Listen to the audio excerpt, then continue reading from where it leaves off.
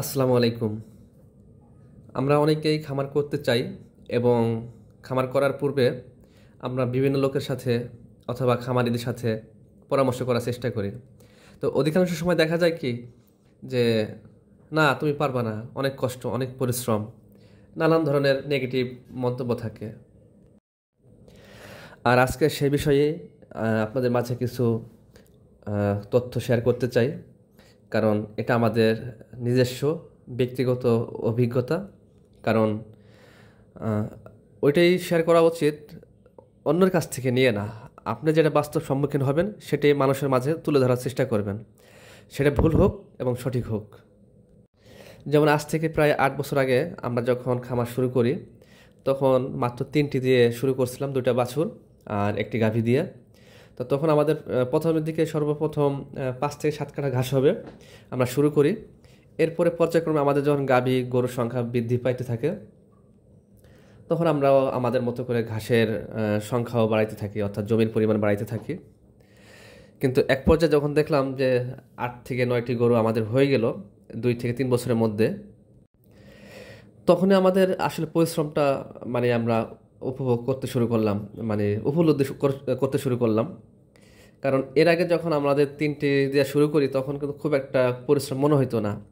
যখন 8 থেকে 9টি হয়ে গেল, তখন কিন্তু মূল আমাদের যে আসলে খামারের যে বাস্তবতা সেটা আমরা বুঝতে শুরু করলাম।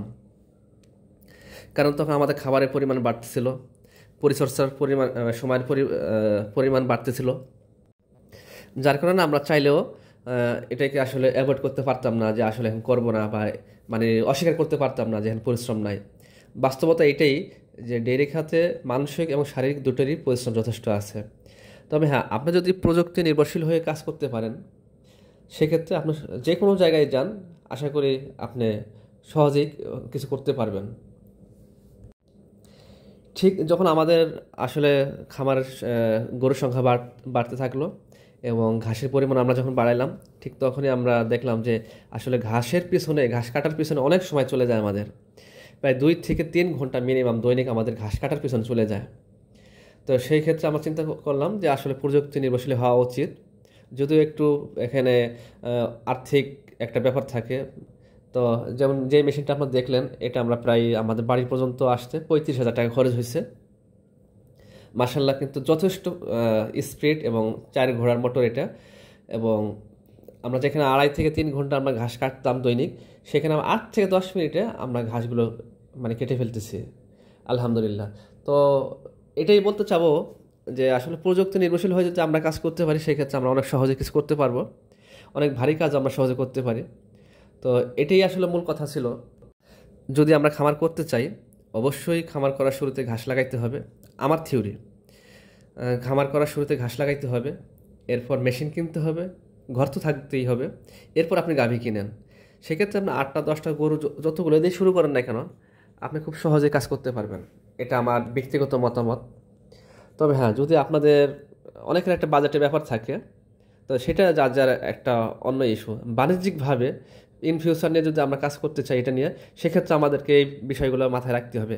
ঘাসের জমি আগে, অর্থাৎ ঘাস চাষ, এরপর ঘাস কাটার মেশিন। মোট কথা, আপনাকে অবশ্যই অর্গানাইজ করে নিতে হবে, সব কিছু গুছাই নিতে হবে। আপনার যা যা প্রয়োজন, টুলস থেকে শুরু করে ডেইরি খামারের ক্ষেত্রে যত ধরনের টুলস প্রয়োজন, আপনি এটা অ্যারেঞ্জ করে এখানে আপনার আসা উচিত আমি মনে করি। সেক্ষেত্রে আপনার পরিশ্রমটা কম হবে, আর কাজের ক্ষেত্রেও বেশ ভালো আউটপুট আসবে আশা করি। এটা আমাদের নিজস্ব ব্যক্তিগত আমাদের অভিজ্ঞতা থেকে শেয়ার করলাম। তো যদি আপনাদের কারোর কাছে মনে হয় এখানে কোনো তথ্য ভুল আছে, আপনাদের অন্য কোনো অভিজ্ঞতা আছে কারোর মাঝে, তো অবশ্যই কমেন্টের মাধ্যমে জানাবেন। এবং সবাই ভালো থাকবেন। আসসালামু আলাইকুম ওয়া রাহমাতুল্লাহ।